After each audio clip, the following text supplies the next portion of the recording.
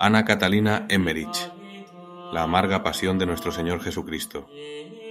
Prisión de Jesús. Hallándose Jesús con los 3 apóstoles en el camino, entre Getsemaní y el huerto de los olivos, Judas y su gente aparecieron a 20 pasos de allí, a la entrada del camino. Hubo una disputa entre ellos, porque Judas quería que los soldados se separasen de él para acercarse a Jesús como amigo, a fin de no aparecer en inteligencia con ellos. Pero estos, parándolo, le dijeron: «No, camarada, no te escaparás hasta que tengamos al Galileo». Viendo que los 8 apóstoles corrían al ruido, llamaron a los 4 alguaciles que estaban a cierta distancia. Cuando Jesús y los 3 apóstoles reconocieron a la luz de la antorcha esta turba de gente armada, Pedro quería rechazarlos con la fuerza y dijo: «Señor, los 8 están cerca de aquí, ataquemos a los alguaciles». Pero Jesús le dijo que se estuviera quieto y dio algunos pasos atrás. 4 discípulos habían salido del huerto de Getsemaní y preguntaban qué sucedía. Judas quiso entrar en conversación con ellos y contarles cualquier cosa, pero los soldados se lo impidieron. Estos 4 discípulos eran Santiago el menor, Felipe, Tomás y Natanael. Este último era hijo del viejo Simeón, y algunos otros habían venido a Getsemaní con los 8 apóstoles, o enviados por los amigos de Jesucristo para saber noticias suyas, o excitados por la curiosidad. Los otros discípulos andaban errantes acá y allá, observando y decididos a huir. Jesús se acercó a la tropa y dijo en voz alta e inteligible: «¿A quién buscáis?» Los jefes de los soldados respondieron: «A Jesús Nazareno». «Yo soy», replicó Jesús. Apenas había pronunciado estas palabras cuando cayeron en el suelo, como atacados de una apoplejía. Judas, que estaba todavía aliado de ellos, se sorprendió, y queriendo acercarse a Jesús, el Señor le tendió la mano y le dijo: «Amigo mío, ¿qué has venido a hacer aquí?» Y Judas, balbuceando, habló de un negocio que le habían encargado. Jesús le respondió en pocas palabras, cuya sustancia es esta: «Más te valdría no haber nacido».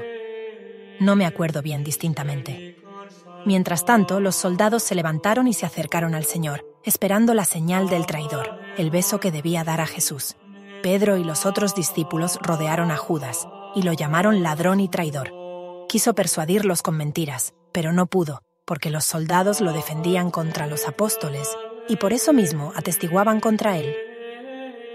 Jesús dijo por segunda vez: «¿A quién buscáis?» Ellos respondieron de nuevo: «A Jesús Nazareno». «Yo soy, ya os lo he dicho, soy yo a quien buscáis. Dejad a estos». A estas palabras los soldados cayeron por segunda vez con contorsiones semejantes a las de la epilepsia, y Judas fue rodeado otra vez por los apóstoles, exasperados contra él. Jesús dijo a los soldados: «Levantaos». Se levantaron en efecto, llenos de terror, pero como los apóstoles estrechaban a Judas, los soldados le libraron de sus manos y le mandaron con amenazas que les diera la señal convenida, pues tenían orden de prender a aquel a quien besara. Entonces Judas vino a Jesús y le dio un beso con estas palabras: «Maestro, yo te saludo». Jesús le dijo: «Judas, tú vendes al Hijo del Hombre con un beso». Entonces los soldados rodearon a Jesús, y los alguaciles que se habían acercado le echaron mano. Judas quiso huir, pero los apóstoles lo detuvieron, y lanzándose sobre los soldados gritaron: «Maestro, ¿desnudaremos la espada?» Pedro, más decidido que los otros, tomó la suya, pegó a Maleo, criado del sumo sacerdote, que quería rechazar a los apóstoles, y le hirió en la oreja. Este cayó en el suelo, y el tumulto llegó entonces a su colmo. Los alguaciles habían tomado a Jesús para atarlo. Los soldados lo rodeaban un poco más de lejos, y entre ellos Pedro había herido a Maleo. Otros soldados estaban ocupados en rechazar a los discípulos que se acercaban o en perseguir a los que huían. 4 discípulos se veían a lo lejos. Los soldados no se habían aún repuesto del terror de su caída y no se atrevían a alejarse por no disminuir la tropa que rodeaba a Jesús. Judas, que había huido después de haber dado el beso traidor, fue detenido a poca distancia por algunos discípulos, que lo llenaron de insultos. Pero los 6 fariseos que llegaron en este momento lo libertaron, y los 4 alguaciles se ocuparon en atar al Señor que tenían entre sus manos. Tal era el estado de cosas cuando Pedro pegó a Maleo, Y Jesús le había dicho enseguida: «Pedro, mete tu espada en la vaina, pues el que a cuchillo mata a cuchillo muere. ¿Crees tú que yo no puedo pedir a mi Padre que me envíe más de 12 legiones de ángeles? ¿No debo yo apurar el cáliz que mi Padre me ha dado a beber? ¿Cómo se cumpliría la Escritura si estas cosas no sucedieran?» Y añadió: «Dejadme curar a este hombre». Se acercó a Maleo, tomó su oreja, oró y la curó. Los soldados estaban a su alrededor con los alguaciles y los 6 fariseos. Estos le insultaban, diciendo a la turba: «Es un enviado del diablo». La oreja parecía cortada por sus hechicerías y por sus mismos hechizos la ha curado. Entonces Jesús les dijo: «Habéis venido a prenderme como un asesino, con armas y palos. He enseñado todos los días en el templo, y no me habéis prendido, pero vuestra hora, la hora del poder de las tinieblas, ha llegado». Mandaron que lo atasen, y lo insultaban diciéndole: «Tú no has podido vencernos con tus encantos». Jesús les dio una respuesta, de la que no me acuerdo bien, y los discípulos huyeron en todas direcciones. Los 4 alguaciles y los 6 fariseos no cayeron cuando los soldados, y por consecuencia no se habían levantado. Así me fue revelado, porque estaban del todo entregados a Satanás, lo mismo que Judas, que tampoco se cayó, aunque estaba al lado de los soldados. Todos los que cayeron y se levantaron se convirtieron después, y fueron cristianos. Estos soldados habían solo rodeado a Jesús, pero no habían puesto las manos sobre él. Maleo se convirtió después de su cura, y en las horas siguientes sirvió de mensajero a María y a los otros amigos del Salvador. Los alguaciles ataron a Jesús con la brutalidad de un verdugo. Eran paganos y de baja estofa. Tenían el cuello, los brazos y las piernas desnudos. Eran pequeños, robustos y muy ágiles. El color de la cara era moreno rojizo y parecían esclavos egipcios. Ataron a Jesús las manos sobre el pecho con cordeles nuevos y durísimos. Le ataron el puño derecho bajo del codo izquierdo y el puño izquierdo bajo del codo derecho. Le pusieron alrededor del cuerpo una especie de cinturón lleno de puntas de hierro, al cual le ataron las manos con ramas de sauce. Pusiéronle al cuello una especie de collar lleno de puntas, del cual salían 2 correas que se cruzaban sobre el pecho como una estola e iban atadas al cinturón. De este salían 4 cuerdas con las cuales tiraban al Señor de un lado y de otro, según su inhumano capricho. Se pusieron en marcha después de haber encendido muchas hachas. 10 hombres de la guardia iban delante. Después seguían los alguaciles, que tiraban de Jesús por las cuerdas. Detrás los fariseos, que lo llenaban de injurias. Los otros 10 soldados cerraban el séquito. Los discípulos andaban errantes a cierta distancia, dando gritos y como fuera de sí. Juan seguía de cerca a los soldados que estaban detrás, y los fariseos les mandaron que lo prendieran. En efecto, algunos corrieron hacia él, pero huyó, dejando entre sus manos su sudario, por el cual le habían prendido. Se había quitado su capa, y no llevaba más que un vestido interior, corto y sin mangas, a fin de poderse escapar más fácilmente. Se había puesto alrededor del cuello, de la cabeza y de los brazos una banda larga de lienzo que los judíos llevan ordinariamente.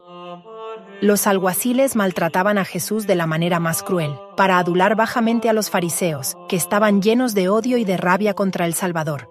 Le llevaban por caminos ásperos, por encima de las piedras, por el lodo, y tiraban de las cuerdas con toda su fuerza. Tenían en la mano otras cuerdas con nudos, y con ellas le pegaban, como un carnicero pega a la res que lleva a sacrificar, y todas estas crueldades iban acompañadas de insultos tan soeces que la decencia no me permite contarlos. Jesús estaba descalzo. Tenía, además de su vestido ordinario, una túnica de lana sin costuras y otro vestido por encima. Cuando prendieron al Salvador, no vi que le presentasen ninguna orden, ni ninguna escritura. Lo trataron como si hubiera estado fuera de la ley. Andaban deprisa. Al dejar el camino que está entre el huerto de los Olivos y el de Getsemaní, volvieron a la derecha y llegaron al puente sobre el torrente de Cedrón. Jesús, al ir al huerto de los Olivos, no pasó este puente. Tomó un camino de rodeo por el valle de Josafat, que conducía a otro puente más al sur. El que pasaba ahora era muy largo, porque se extendía más lejos que la ensenada del torrente, a causa de la desigualdad del terreno. Antes de llegar a él, vi a Jesús 2 veces caer en el suelo por los violentos tirones que le daban. Pero al llegar al medio del puente, su crueldad no tuvo límites. Empujaron brutalmente a Jesús atado y lo echaron desde su altura en el torrente, diciéndole que saciara su sed. Sin la asistencia divina, esto solo hubiera bastado para matarlo. Cayó sobre las rodillas y sobre la cara, que se la hubiera despedazado contra los cantos, que estaban apenas cubiertos con un poco de agua, si no la hubiera protegido con los brazos juntos atados, pues se habían soltado de la cintura, sea por auxilio divino o porque los alguaciles los desataran.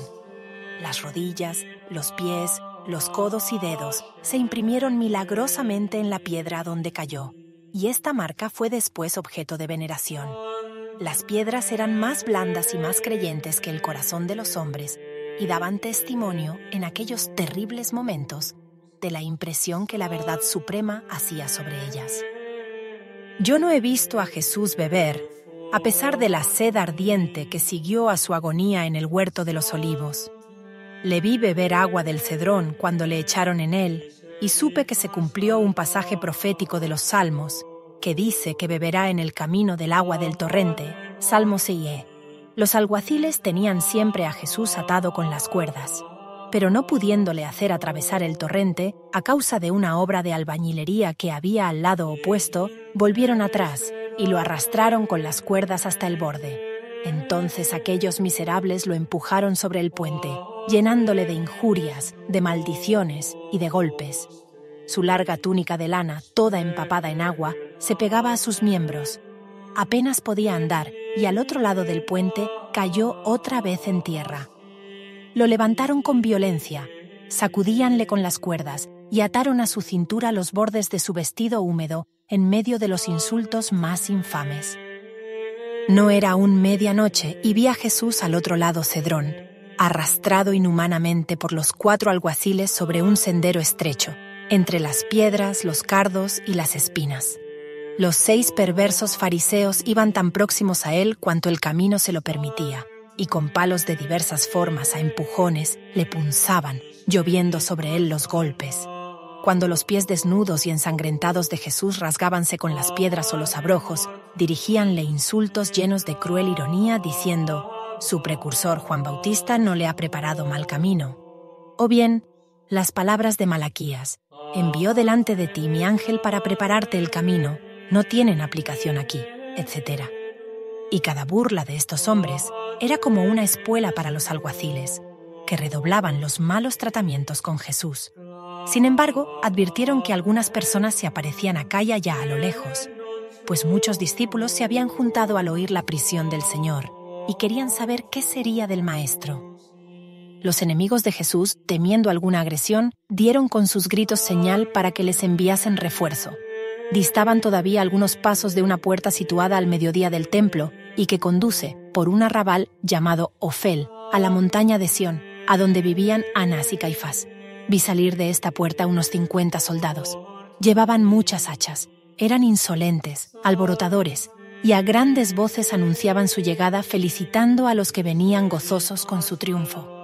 Unidos ya a la escolta de Jesús, vi a Maleo y algunos otros aprovecharse del desorden ocasionado por el tropel para huir al monte de los Olivos. Cuando esta nueva tropa salió de Ofel, vi a los discípulos, que se habían presentado a cierta distancia, dispersarse. La Virgen Santísima y 9 de las santas mujeres, llevadas por su inquietud, fueron al valle de Josafat. Lázaro, Juan, Marcos, el hijo de la Verónica y el de Simeón, estaban con ellas. Este último se hallaba en Getsemaní con Natanael y los 8 apóstoles, y había huido delante de los soldados. Oíanse los gritos, y se veían las luces de ambas tropas que se juntaban. La Virgen perdió el sentido. Sus amigas se retiraron con ella para llevarla a casa de María, madre de Marcos. Los 50 soldados eran un destacamento de una fuerza de 300 hombres que ocupaba las puertas y las calles de Ofel, pues el pérfido Judas había dicho a los príncipes de los sacerdotes que los habitantes de Ofel, pobres obreros la mayor parte, eran partidarios de Jesús y que se podía temer que intentaran liberarlo. El traidor sabía que Jesús había consolado, enseñado, socorrido y curado a gran número de aquellos pobres obreros. En Ofel se había detenido el Señor en su viaje de Betania a Hebrón, después de la degollación de Juan Bautista, sanando a muchos albañiles heridos en la caída de la torre de Siloé. La mayor parte de aquella pobre gente, después de Pentecostés, adhirióse a la primera comunidad cristiana. Cuando los cristianos se separaron de los judíos y establecieron casas para la comunidad, alzáronse chozas y tiendas desde allí hasta el Monte de los Olivos, en medio del valle. También vivía allí San Esteban. Ofel cubre una altura rodeada de muros, situada al mediodía del templo. Este arrabal no me parece más grande que Dulmen. Los buenos habitantes de Ofel despertaron a los gritos de los soldados, y saliendo de sus casas corrieron a las calles y a las puertas para saber lo que sucedía. Mas los soldados los empujaban brutalmente hacia sus viviendas diciéndoles: «Jesús, el malhechor, vuestro falso profeta, va conducido preso. El sumo sacerdote no quiere dejarle continuar el oficio que tiene. Será crucificado». Para conocer más sobre la filosofía cristiana, doctrina y espiritualidad católica, suscríbete y comparte los videos.